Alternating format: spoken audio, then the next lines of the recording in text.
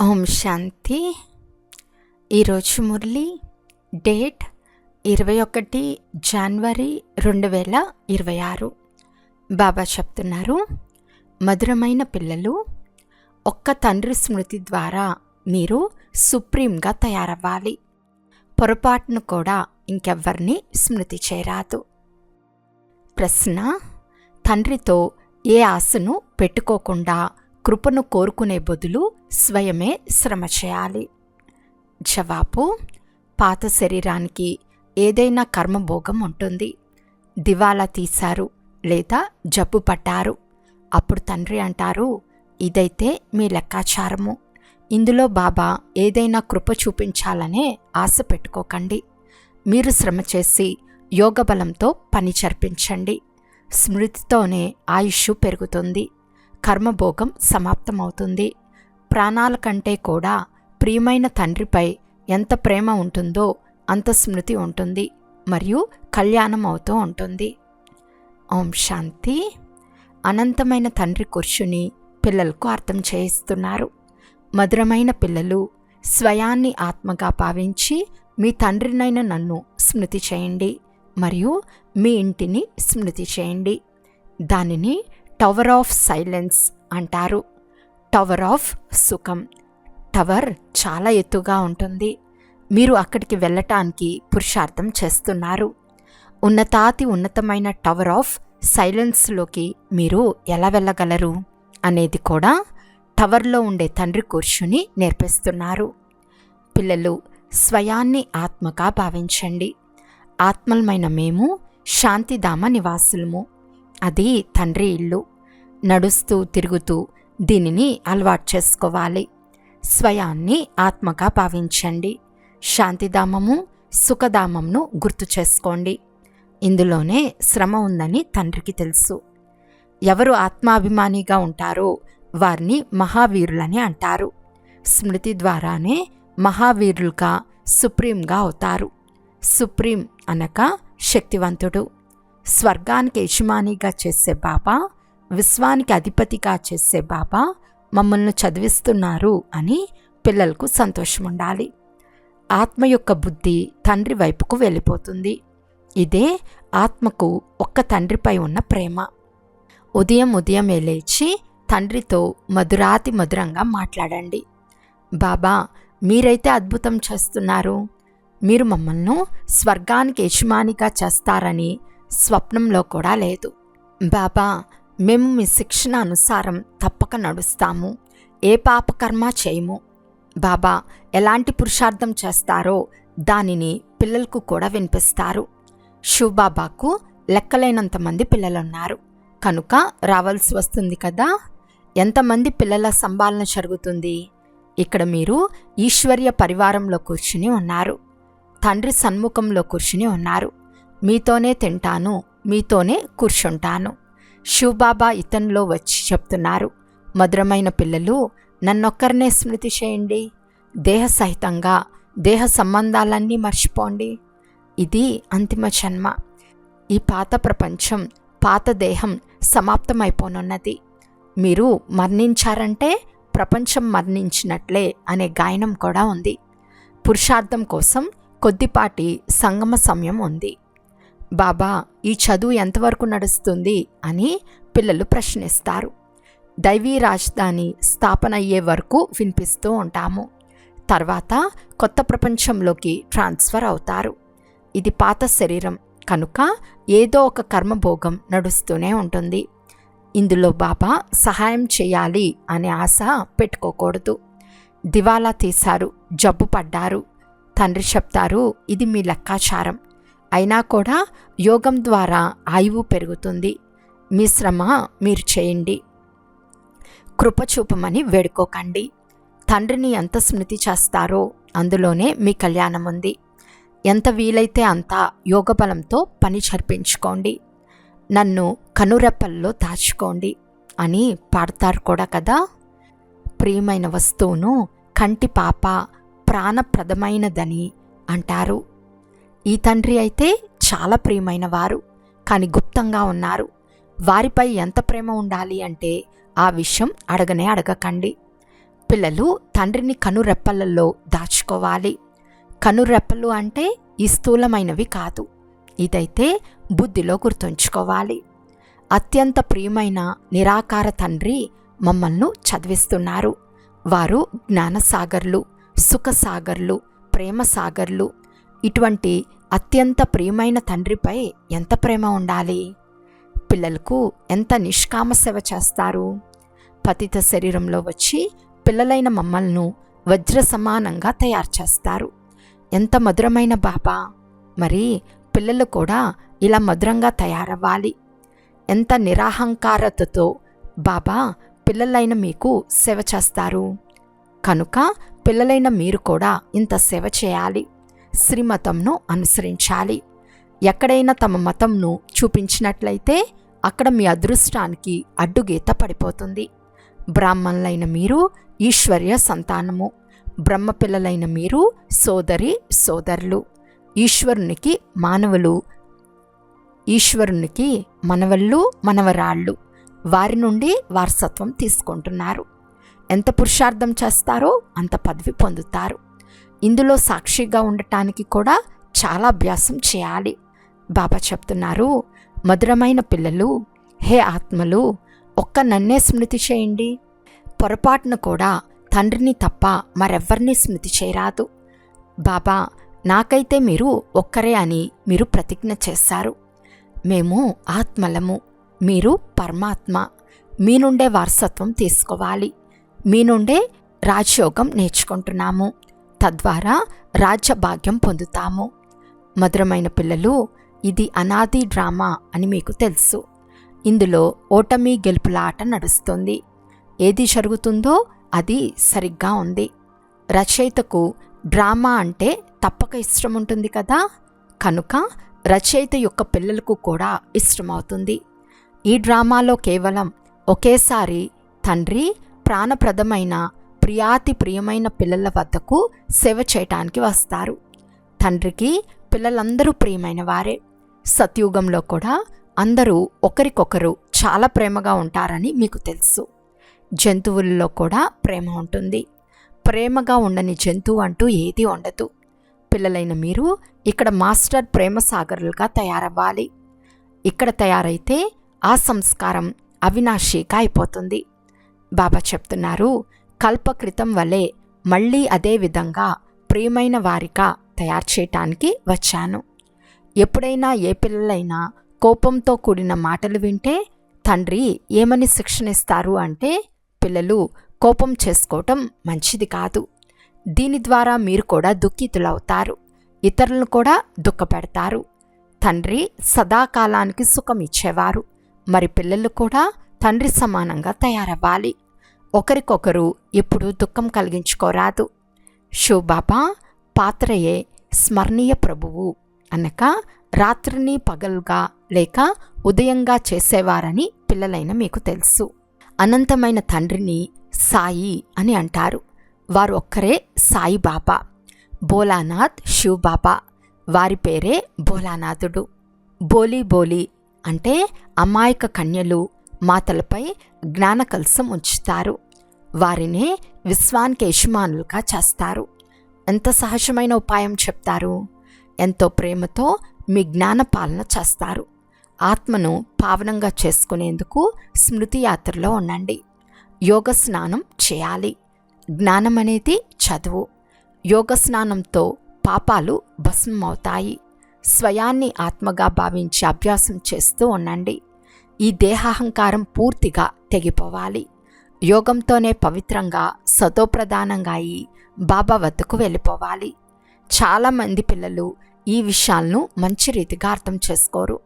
తమ చాట్ను సత్యంగా చెప్పరు. అర్ధకల్పం అసత్య ప్రపంచంలో ఉన్నారు. కనుక లోపల అసత్యం బాగా పాతుకుపోయింది. సత్యతతో తమ చాట్ను తండ్రికి చెప్పాలి. చెక్ చేసుకోండి. మేము పావుగంట కూర్చున్నాము. ఇందులో ఎంత సమయం స్వయాన్ని ఆత్మగా భావించి తండ్రిని స్మృతి చేశాము. చాలామందికి సత్యం చెప్పాలంటే సిగ్గు వస్తుంది.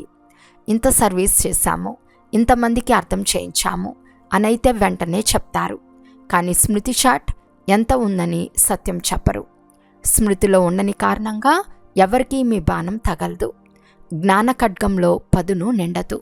మేమైతే నిరంతరం స్మృతిలో ఉంటామని అంటారు, కానీ ఆ అవస్థ లేదని బాబా అంటారు. నిరంతరం స్మృతిలో ఉంటే కర్మాతీత అవస్థ తయారైపోవాలి. జ్ఞాన పరాకాష్ఠ కనిపించాలి. ఇందులో చాలా శ్రమ ఉంది. విశ్వానికి యజమానిగా ఊరికే తయారైపోరు. ఒక్క తండ్రి స్మృతి తప్ప ఇంకెవ్వరూ గుర్తుండరాదు. ఈ దేహం కూడా గుర్తు రాకూడదు. ఈ అవస్థ మీ అంతిమ సమయంలో తయారవుతుంది. స్మృతి యాత్రతోనే మీ సంపాదన అవుతూ ఉంటుంది. ఒకవేళ శరీరం వేరైపోతే తర్వాత సంపాదన చేసుకోలేరు.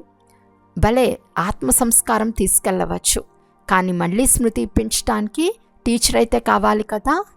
తండ్రి గడియ గడియకు స్మృతినిప్పిస్తూ ఉంటారు. చాలామంది పిల్లలు గృహస్థంలో ఉంటారు. ఉద్యోగం మొదలైనవి కూడా చేస్తారు. శ్రీమతంను అనుసరించి తమ భవిష్యత్తును కూడా జమ చేసుకుంటూ ఉంటారు. ధనం ఉంటే దాన్ని ఎలా సఫలం చేసుకోవాలి అని బాబా నుండి సలహా తీసుకుంటూ ఉంటారు. బాబా చెప్తారు, సెంటర్ తెరవండి, దానితో చాలామంది కళ్యాణం అవుతుంది. మనుషులు దానపుణ్యాలు మొదలైనవి చేస్తారు. దాని ఫలితాన్ని మరో జన్మలో పొందుతారు. మీకు కూడా భవిష్య 21 జన్మలకు రాజ్యభాగ్యం లభిస్తుంది. ఇది మీ నంబర్ 1 బ్యాంక్. ఇందులో 4 అనాలు వేస్తే భవిష్యత్తులో 1000 అవుతాయి. రాయి నుండి బంగారం అవుతుంది. మీ ప్రతి వస్తువు బంగారంగా అవుతుంది. బాబా చెప్తారు, మధురమైన పిల్లలు, ఉన్నతమైన పదవి పొందాలి అంటే మాతాపితలను పూర్తిగా ఫాలో చేయండి. మీ కర్మేంద్రియాలపై కంట్రోల్ ఉంచుకోండి. ఒకవేళ కర్మేంద్రియాలు వశంలో లేకపోతే, నడవడిక సరిగ్గా లేకపోతే ఉన్నత పదవి నుండి వంచితులైపోతారు. మీ నడవడికను మార్చుకోవాలి. ఎక్కువగా కోరికలు ఉంచుకోరాదు. బాబా పిల్లలైన మిమ్మల్ని ఎంతగానో జ్ఞాన శృంగారం చేసి సత్యుగ మహారాజా మహారాణిగా చేస్తారు. ఇందులో సహనశీలతా గుణం చాలా బాగుండాలి. దేహంపై టూ మచ్ మోహం ఉండరాదు. యోగబలంతో కూడా పని తీసుకోవాలి. బాబాకు దగ్గు మొదలైనవి ఎంతగా వచ్చినా ఎల్లప్పుడూ సర్వీసులో తత్పరులై ఉంటారు. పిల్లలను జ్ఞానయోగాలతో అలంకరించి యోగ్యంగా తయారు చేస్తారు. మీరిప్పుడు ఈశ్వర్య ఒడిలో, మాతాపితల ఒడిలో కూర్చుని ఉన్నారు. తండ్రి బ్రహ్మముఖం ద్వారా పిల్లలైన మీకు జన్మనిస్తారు. కనుక ఇతడు మీకు తల్లి అయినా కూడా మీ బుద్ధి శివబాబా వైపుకు వెళ్తుంది. నీవే తల్లివి, తండ్రివి, మేము మీ బాలికలము. ఇక్కడ మీరు సర్వగుణ సంపన్నంగా తయారవ్వాలి. గడియ గడియకు మాయతో ఓడిపోరాదు. తండ్రి అర్థం చేయిస్తున్నారు, మధురమైన పిల్లలు, స్వయాన్ని ఆత్మగా భావించండి. ఇలా తమను భావించటం ఎంత మధురంగా అనిపిస్తుంది. మేము ఎలా ఉండేవారము, ఇప్పుడు ఎలా తయారవుతున్నాము. ఈ డ్రామా ఎంత వండర్ఫుల్గా తయారైందో ఇది కూడా మీరిప్పుడు అర్థం చేయిస్తారు. కేవలం ఇది పురుషోత్తమ సంగం యుగం అనేది గుర్తున్నా మేము సత్యుగంలోకి వెళ్ళేవారము. ఇప్పుడు సంగమంలో ఉన్నాము అని నిశ్చయం కలుగుతుంది. తర్వాత ఇంటికి వెళ్ళాలి. అందువలన తప్పక పావనంగా తయారవ్వాలి. లోపల చాలా సంతోషం కలగాలి. ఓహో, అనంతమైన తండ్రి చెప్తున్నారు, మధురమైన పిల్లలు, నన్ను స్మృతి చేస్తే మీరు సతోప్రధానంగా అవుతారు, విశ్వానికి అధిపతిగా అవుతారు. పిల్లలను తండ్రి ఎంతగా ప్రేమిస్తారు. కేవలం టీచర్ రూపంలో చదివించి ఇంటికి వెళ్ళిపోతారని కాదు. వీరు తండ్రి మరియు టీచర్ కూడా. మిమ్మల్ని చదివిస్తారు కూడా, స్మృతి యాత్ర కూడా నేర్పిస్తారు. ఇలా విశ్వానికి అధిపతిగా చేసేవారు, పతితులను పావనంగా చేసేవారైన తండ్రిపై ఎంత ప్రేమ ఉండాలి.